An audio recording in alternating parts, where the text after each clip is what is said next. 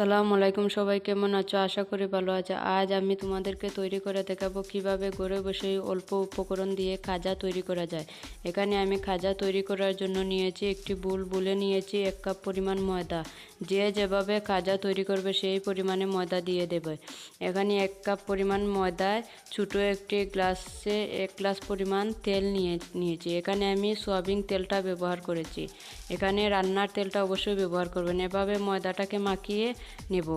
যখন ময়দাটাকে কিছু মাখানো হয়ে যাবে, তেলটা ময়দার সাথে মিশ্রিত হয়ে যাবে, তখন আমি পরিমাণ মতো লবণ এতে দিয়ে দেব। এখানে আমি অল্প পরিমাণে লবণ দিয়েছি। দেখুন ময়দাটা কিভাবে মাখাতে মাখাতে এভাবে কিছুটা আটালো হয়ে এসেছে। হাতের মুঠ দিয়ে যখন এটা দেখবেন আটালো হয়ে এসেছে, হাতের মুঠের মধ্যে এটা দোলা হয়ে যায়, তখন এতে পরিমাণ মতো পানি দিয়ে দেবেন। এখানে আমি অল্প অল্প করে পানি দিয়ে এটাকে মাখিয়ে একটি ড্রো তৈরি করে নেব। এখানে আমি 1 গ্লাস পরিমাণ পানি দিয়েছি। এখানে আপনারা যেটুকু পরিমাণ পানি লাগবে সেটুকু দিয়ে দেবেন। এখানে আমি পানি দিয়েছি 1 গ্লাস পরিমাণ। তাহলে আমার ময়দাটা কিছুটা নরম হয়ে গেছে, তাই আমি আরও অল্প পরিমাণে ময়দা এখানে দিয়ে এটাকে আবার মাখিয়ে নিচ্ছি। তাহলে দেখবেন ময়দার ড্রোটা খুব সুন্দর হয়ে যাবে। এখানে আপনারা এভাবে ড্রোটা তৈরি করে এটাকে আধা ঘন্টা বা 15 মিনিটের জন্য রেস্টে রেখে দেবেন। আমি এটাকে আধা ঘন্টার জন্য রেস্টে রেখে দিয়েছিলাম। আধা ঘন্টা পর এটাকে আমি রেস্ট থেকে নিয়ে এলাম। দেখুন আমার ড্রোটা খুব সুন্দর স্মুথ হয়েছে। এটা এভাবে আধা ঘন্টা বা 1 ঘন্টা বা 15 মিনিট যে যতটুকু সময় পারেন এটাকে রেস্টে রেখে দেবেন, তাহলে ড্রোটা খুব স্মুথ হবে। এভাবে হাত দিয়ে এটাকে লম্বা করে এটাকে ভাগ ভাগ করে কেটে নেবেন। এটাকে এভাবে ভাগ ভাগ করে কেটে নিয়ে গুল গুল করে এভাবে লাড্ডুর মতো সবটুকু এক সমান করে নিয়ে নেবেন। এখানে আমার 60টি লাড্ডু হয়েছে। এবার আমি এটাকে একটি বুলে সরিয়ে নিচ্ছি। এটাকে একটি বুলে সরিয়ে নিলাম 6টি ভাগ। এখানে আমি একটি ভাগকে হালকা ময়দা দিয়ে এটাকে আমি রুটির মতো একটি বেলনের সাহায্যে বেলে নেব। এটাকে একটি রুটি বেলে নিতে হবে। অল্প অল্প ময়দা দিয়ে হাত দিয়ে এভাবে বেলনের সাহায্যে একটি রুটি তৈরি করে নেবেন। এভাবে সবগুলা রুটি তৈরি করে নেবেন। এখানে আমি 60টি রুটি তৈরি করে নিয়েছি। রুটিটাকে তৈরি করে একটি রুটি এভাবে নিয়ে এটার মধ্যে হাত দিয়ে এভাবে অল্প অল্প করে তেল দিয়ে দেবেন। আপনাদের কাছে ব্রাশ থাকলে ব্রাশও আপনারা ব্যবহার করতে পারেন।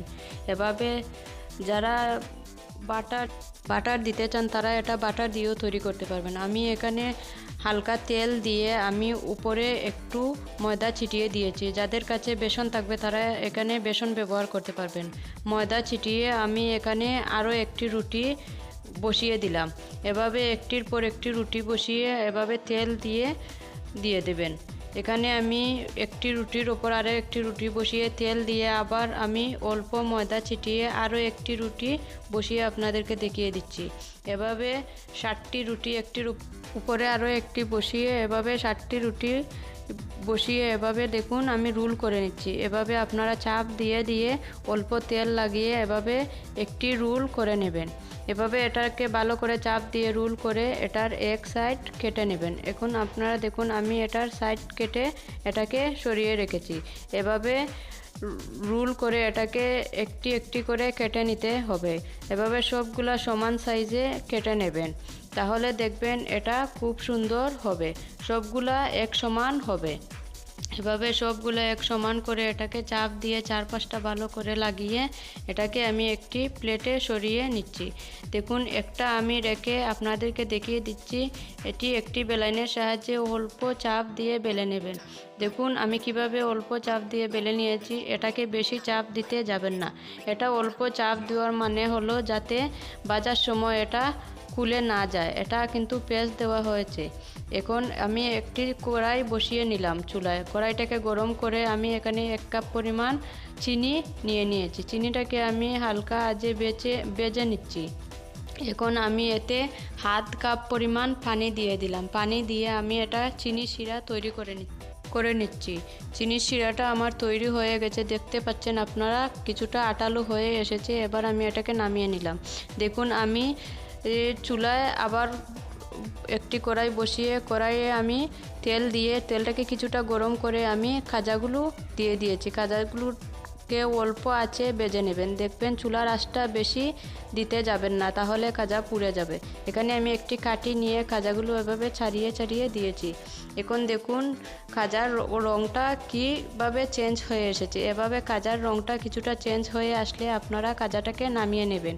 এভাবে হালকা আঁচে খাজাটাকে ভেজে নেবেন। বেশি আগুনের মধ্যে খাজাটাকে ভাজতে যাবেন না, তাহলে খাজার উপরটা পুড়ে যাবে এবং ভিতরটা কাঁচা রয়ে যাবে। তাই হালকা আঁচে এটাকে ভেজে নিলে এটার ভিতরটাও খুব সুন্দর মুচমুচে হয়। দেখুন আমার সবগুলা খাজা ভাজা হয়ে গেছে। এটার ভিতরটা কিন্তু খুব মুচমুচে হয়েছে এবং উপরটাও খুব সুন্দর হয়েছে।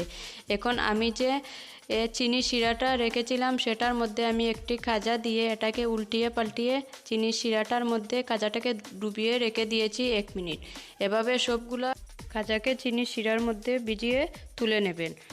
বেশিক্ষণ ভিজিয়ে রাখতে যাবেন না, তাহলে খাজাটা নরম হয়ে যাবে। দেখুন আমার খাজাটা খুব সুন্দর হয়েছে। আমি এটা আপনাদেরকে ভেঙে দেখাচ্ছি। এটা কিন্তু খুব মুচমুচে হয়েছে। এটা এভাবে তৈরি করে আপনারা বাসায় অবশ্যই খাবেন এবং বাচ্চাদেরকে তৈরি করে দেবেন। এটা খেতে খুব ভালো লাগে। যারা আমার চ্যানেলে নতুন তারা আমার চ্যানেলটিকে সাবস্ক্রাইব করুন, পাশে থাকা বেল আইকনটি ক্লিক করুন, শেয়ার করুন নতুন নতুন ভিডিও